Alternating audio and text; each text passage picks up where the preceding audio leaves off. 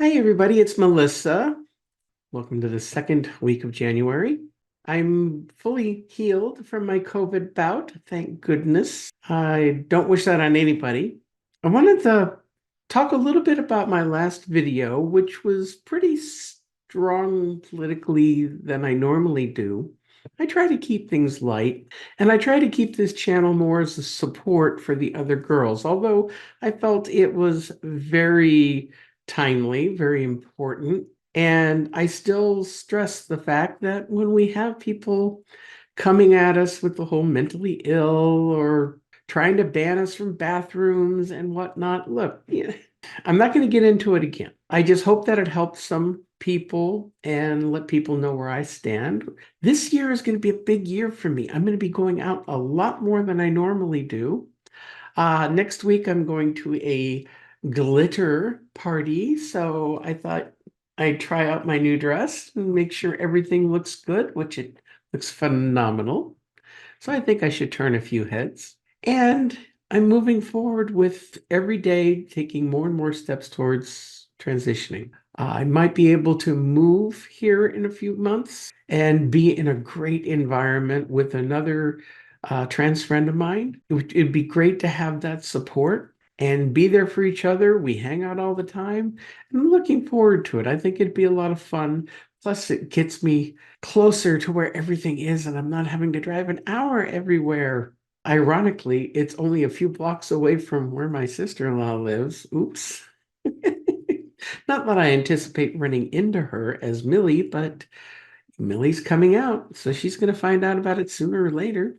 I wanted to talk about, though, I did a live stream the other night, and there was a girlfriend of ours who is just a crossdresser, and she was really struggling emotionally because she said she felt like a fraud and she didn't know how to reconcile the masculine and feminine sides of herself. And I told her, look, I cross-dressed for a number of years. I understand the confusion. I never considered myself trans back then. Now I do. I finally admitted to myself what I've been in denial about. That's not saying that's what her situation is. It's not. She loves doing her masculine things, going out in guy mode. Then she also likes dressing up.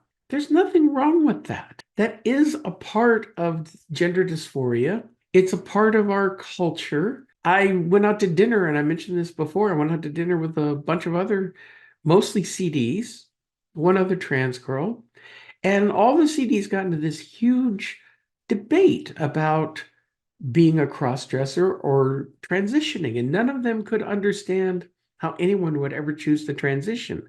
They loved their male, masculine lives. They never wanted to give them up. And they also still liked expressing their feminine sides and dressing up and going out once in a while. Not a problem at all. And people need to understand that it's actually natural for a lot of people. If you have that strong feminine side, but you're also still comfortable with who you are, there's nothing wrong with that. And going trans, first of all, it is a huge commitment. It's a huge commitment to change your life, to come out publicly to family and friends, to go through changes both chemically, hormonally, and surgically to alter your body, where crossdressers don't have to worry about that. I was watching a tutorial today from another trans woman talking about just being able to feminize yourself without going through all of that. And I use these techniques too, everything from some padding, things that tuck you in, tuck the belly in, gives you a little bit more of a waist and a butt. And I use those too until I can see where I'm going to be in a year or two after being on HRT. But people who don't want to go through that, there's all sorts of products out there to help you look more feminine. It's also all about attitude. These girls have no problem going out. And I know some girls who are just scared to death to go out there, especially in this current environment. You shouldn't be afraid. I mean, you pick and choose where you're going. Try to always go with somebody else somewhere until you get to know a place and they get to know you. I haven't been to a gay or trans club yet since I've been out this last year. I've gone to regular bars with friends and had a great time. And I've yet to have somebody come up and get my face or give me any hassle. I'm waiting for it to happen, though. It's going to happen. It's inevitable. And I will handle it, hopefully, with the usual grace that I do when I'm streaming and dealing with trolls and people spouting off certain political talking points. Yeah, I even had a cousin of mine, my family's all right wing, and a cousin of mine posted up a meme. It showed a men's and ladies' room, and under men's it says born with balls, and the women it said born without balls. I mean, I had to laugh a little bit at it. It's kind of funny, but then again, it's not because you're trying to do the whole bathroom argument again, and it's ridiculous. I had somebody comment on my last video saying that their young daughters shouldn't have to go into the bathroom and share it with some guy with male genitalia and whatnot. And they could see that. And it's going, have you ever been in a women's restroom? It stalls. Nobody's going to see nothing unless they're peering over the top. I'll always use the women's restroom unless I'm in a situation where it's not comfortable. If they have in a restaurant, if they have non-gender specific restrooms, perfect. If they have a third family restroom, I'll use it. But if I'm in some place where it's just men's or women's, I'm going in the women's. I haven't had a problem yet. But again, I go in the stall, do what I can, come out, wash my hands, touch things up when I need to, just like any other woman there, and I leave. All these people who are spouting fear mongering, they're worried about trans rapists and pedophiles and all. It's like, that's ridiculous. And 99.9% of the time, it doesn't exist. There are some sick people out there, yes. And there have been incidents, yes. But they're a fraction, they're minuscule. Most girls, they're like me.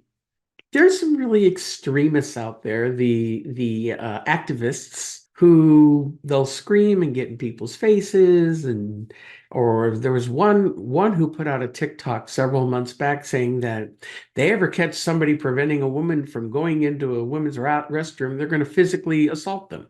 There are ways to get around this, okay? And if you run into that kind of a situation and it's a hostile environment, leave. Don't go back. There's no easy solution. Things are going to happen. Whether you're a cross-dresser or you're a trans person, try to be aware of not only your surroundings, be aware of how you look too.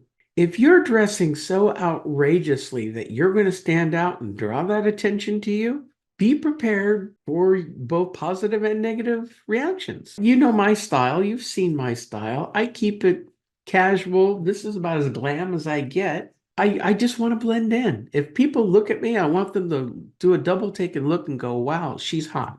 If somebody's going to pay that much attention to me. I have friends who go for what they call glam, but it's like more of the drag kind of glam. Totally strictly CDs. They have their male lives and then they dress and go out.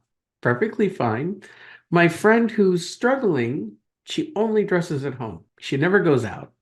She does a lot of live streaming and she doesn't really put too much effort into how she's dressing with the wig and what she chooses to wear, but that's her style. And she has a lot of fun. But we had a very deep conversation last week. And I really feel bad for her. I mean, she has kids. They come over and stay with her. She's open around her kids. That's great. I know I have friends who are still in the closet because they're married and they have kids at home and they don't want anybody to know. It's hard for me to advise people like that because I was never in that situation. You pick your battles. You got to kind of know what you can do. Some people's spouses know and don't like it, so they have to hide it. Some people's spouses have no idea. I'm personally of the opinion that at some point they should find out because if they catch you, yeah, you're in for a world of hurt. But I also recommend therapy too. All of us, I need it. Go to the therapy and learn more about yourself, what you're comfortable with. If you want to come out to your spouse, if that's something you think you can do, My great friend who I go out with all the time and I might be moving in with, she came out to her spouse and her spouse dropped her like a hot potato, moved right out, told divorced her. That can happen. You have to prepare for the consequences. Hope for the best, plan for the worst. It's not an easy thing in our society. I wish I could give better advice, but at the same time, I'm still finding my way too. I've only been out a year and I'm not fully out to family and friends. That's something I'm gonna have to do here soon because I don't want to stay hidden anymore. Once I'm down, moved down where everything is, I'm going out all the time as Millie, almost full time as soon as I can. And people will find out. Not that I know a lot of people, but I don't mind being in public. I'm not ashamed of who I am. I'm comfortable in public. And I know how to dress appropriately depending on the location I go to. I'm all glam tonight, but I'm going out with my friend tomorrow night and we're going ultra casual. Still look nice. If anybody has any questions, if anybody is a cross-dresser, like I said, I dressed for a few years before I put it away for 20 years for my wife. And now I'm back and I'm back bigger than ever. But I know the feelings and I know what it felt like back then. And I know the gender dysphoria that I've had since childhood. And there was a time when I was perfectly fine living both lives. But I've reached the stage now where I've changed. Or it was always a part of me and I didn't want to admit it. So I'm willing to talk to people because I'm learning too as I go to help provide some support, any questions people may have. And for those of you who don't agree with this lifestyle, don't agree with us, maybe you think I'm mentally ill, or you have questions like the person who commented on my last video. They're all concerned about bathrooms and all these things that you really shouldn't be afraid of. But we have so many hangups in our society. You can always write me. I'll respond to you and I'll talk to you about it. I try to be the kind of person that anybody can approach and ask questions. I would much rather engage in conversation than get into a yelling match with somebody.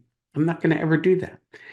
All right. In any case, just wanted to show myself off a little bit, mention those couple of things. So you all have a great weekend, and I will talk with you next time. Take care. Be good humans. We'll talk to you soon. Bye bye.